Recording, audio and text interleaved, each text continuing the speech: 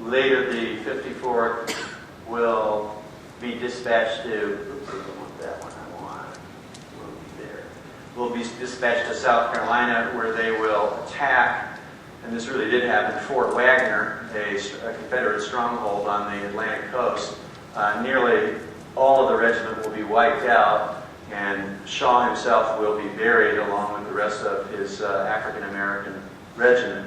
As I said, all of this stuff, all of the characters, most of the events have all been contrived by the screenwriter.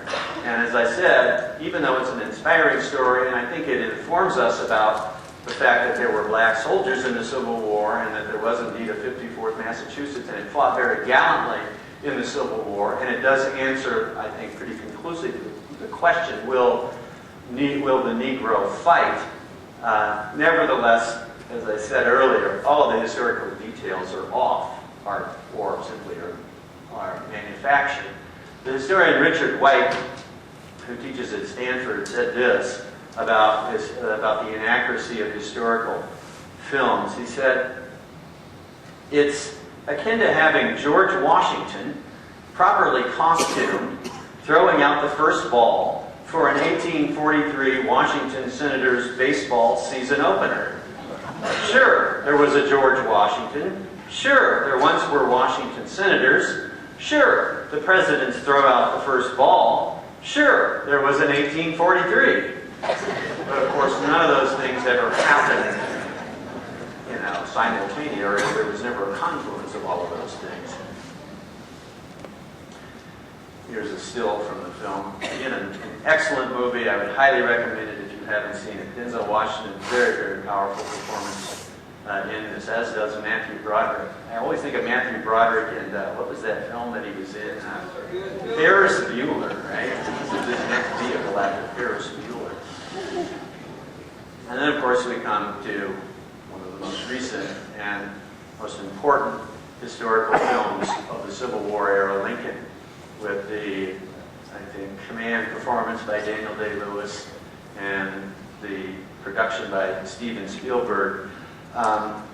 And so I want to play the opening clip from Lincoln.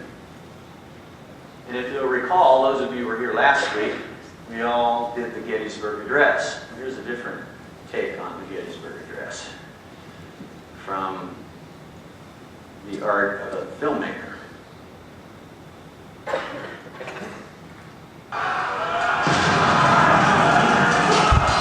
Different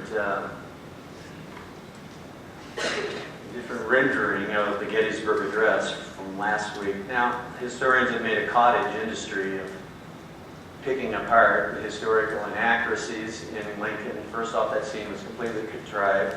The generation of the Civil War generation did not memorize wholesale the Gettysburg Address. It wasn't until later generations of Americans that we started really absorbing the power of his message. But what Spielberg does is he sets the stage for the rest of the film. This film is going to puncture this whole lost cause ideology. I mean, I think the lost cause ideology isn't even on life support anymore, that whole myth. The centrality of the war was in the Gettysburg Address. The mission of the war was to ensure that there's a new birth of freedom in this country.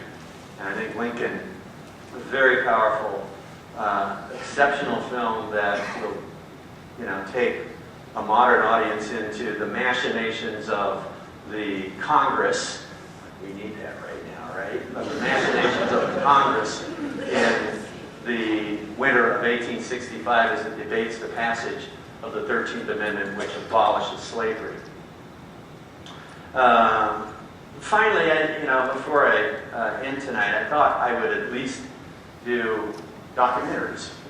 Because documentaries, we have a few minutes left here, I'll show a clip from what I consider to be the single most important piece of film that has come out to provoke interest in the Civil War. Now, maybe Lincoln now has maybe done that, but in 1990, Ken Burns, who was a somewhat obscure New England filmmaker, documentary filmmaker, will come out on PBS with his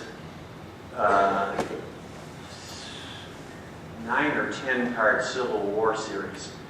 And for about 10 days in the fall of 1990, Americans got hooked on the Civil War.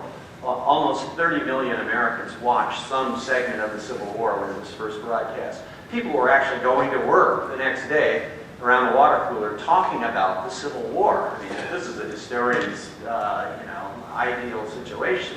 When you have average Americans tuning in on purpose to PBS, watching it, and then talking about it the next day.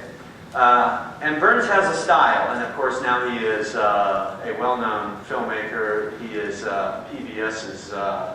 he's PBS's king, documentary filmmaker. Every year, every fall, he comes out with another big documentary film, and I'm not sure what this year's offering is going to be, but he did. He's got baseball in his hand there. He did a whole series on baseball and jazz and prohibition and the Dust Bowl and Lewis and Clark in the West, and I could go on and on. But the Civil War really set the stage. And it's a pretty simple technique.